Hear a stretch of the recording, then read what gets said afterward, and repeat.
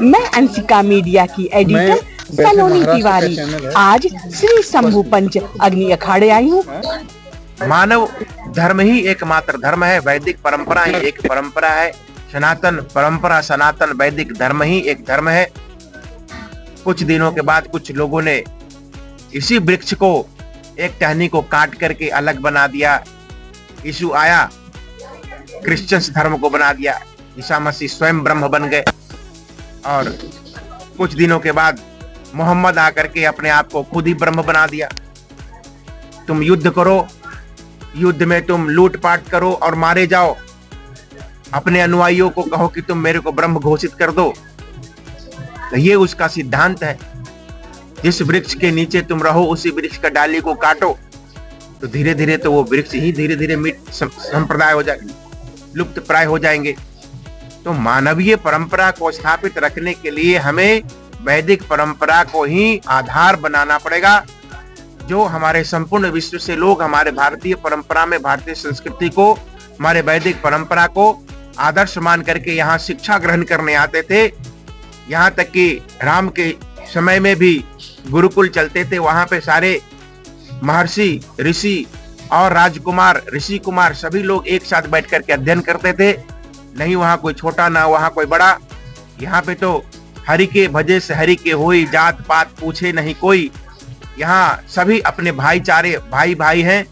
यहाँ ना कोई जात पूछता है, न पात पूछता है, परंतु एक मानवीय मूल्य है।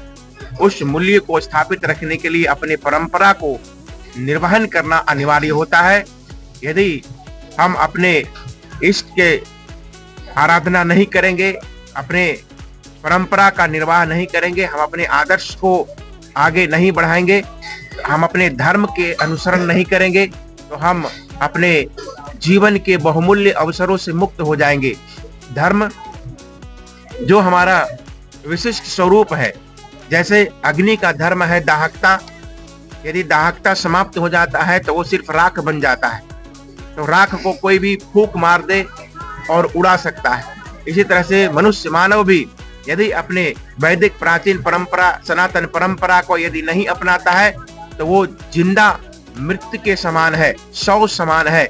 इसलिए हम सभी लोग इस कुंभ के माध्यम से सभी को मैं ये संदेश देता हूं कि आप सभी लोग धर्मानुरागी बने, धर्माचरण पे चलने का प्रयत्न करें, भाईचारा को अपनाएं, संतुलन बनाने का प्रयास करें, समरसता को बनाएं, अपने सामंजस्य स्थापित करें, समाज को अनेकों प्रकार के उद्वेग से मुक्त करें, अनेकों प्रकार से विघ्न कारक जो प्रवृत्तियां हैं उन सभी प्रवृत्तियों से मुक्त होकर के एक सहज, सरल और सामान्य रूप से चलने वाला जीवन को अपनाकर अपने जीवन को यथार्थ रूप में गंगा यमुना को जिस तरह से संगम होता है, उसी तरह से अपने जीवन को पूर्ण रूप से संगम के तरह अपने आप को समाहित कर दें और इस शरीर को जो जन्म लेने का अवसर प्राप्त हुआ है, इसे सार्थक करने का प्रयत्न करें। संतों का समागम करें, धर्म का आचरण करें।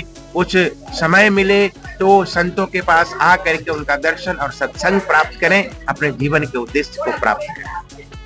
अंशिका मीडिया की टीम महाराज जी को इस अमृतवाणी के लिए बहुत बहुत धन्यवाद देती है।